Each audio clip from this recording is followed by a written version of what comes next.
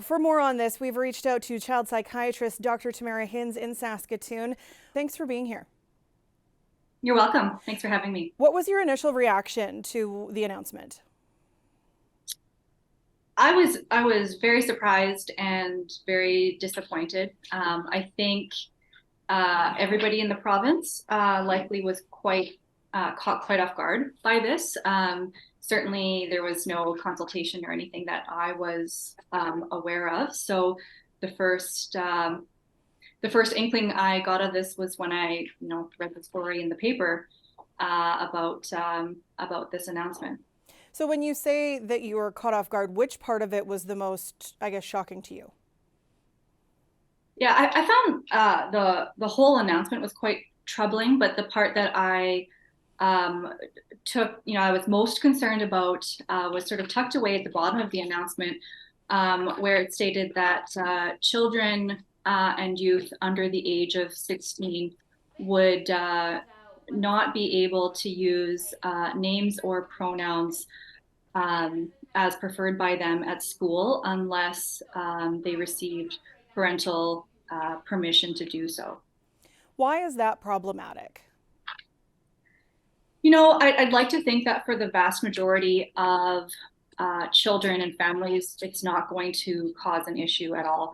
But we do know, and particularly this is the case for children who are trans, that home may not be a psychologically or physically safe place for them.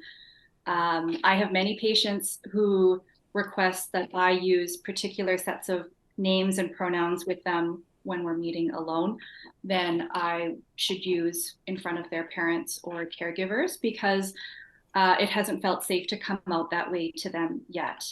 And similarly in school situations. And I'm really quite concerned that children are going to be forcibly outed by this legislation, and that this will really be psychologically harmful.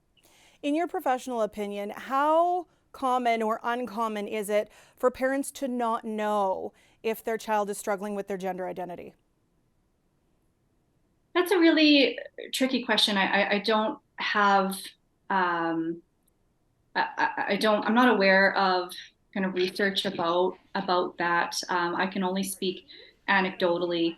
And this is just an exceedingly vulnerable population. There's Canadian data that shows that trans youth are 5 times more likely to think about suicide, almost 8 times more likely to actually attempt suicide than their non-trans peers.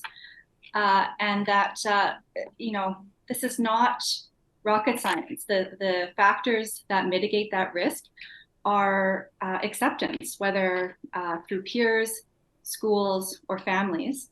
So when you take away school as one of those potential safe harbors for these kids, I think we're going to see really terrible results. When it comes to the conversation about third party sex education, taking that out of the classroom, what harm does that do? Does it do harm? Yeah, I think there's real harm in othering education around reproductive health and consent compared to other parts of the curriculum.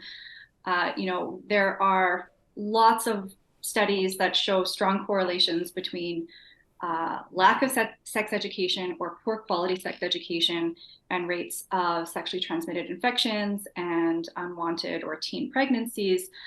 And particularly in a province like Saskatchewan that already is grappling with extremely high rates of things like HIV and syphilis, it's just really astonishing to me that we would be taking a step back in that kind of really important education. As someone who works with kids and young people, what would you like to see happen? I'd really like to see our government listen to the experts in these fields. There, I think, were provinces out east that kind of flirted with this, and experts in every jurisdiction, whether it comes from offices of children's advocates or mental health experts, sexual health experts. These are the people who should be informing policy around these really important topics. And I would just ask that our government listen to those experts. Thank you so much for your time. You're very welcome.